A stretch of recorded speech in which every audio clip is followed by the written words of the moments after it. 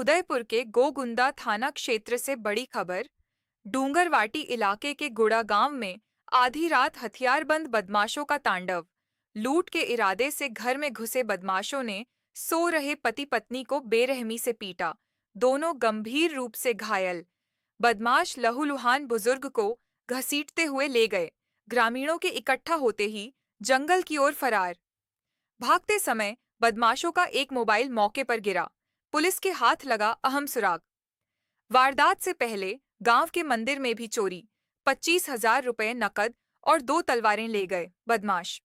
सूचना मिलते ही पुलिस मौके पर पहुंची। घायलों को अस्पताल में भर्ती कराया गया। मोबाइल और सुरागों के आधार पर बदमाशों की तलाश तेज। इलाके में दहशत का माहौल। गांव में पुलिस बल तैनात। इंद्रने त मागं बुझेको माटबेटी मारा हात पकडिया न फदै हळौ पऱ्यो माथा पर यो उठवा मापेरा कतरा जना टोटल हान 5 जना ठीक है न कई छोड़ीन किया काही की यो हळौ छोडीन गया न फोन छोडीन गया यो तो मेन दरवाजा पर खोलियो अटी राज्य दरवाजा पर खोलियो राज्य अपना बाळे हो जब पता करना ना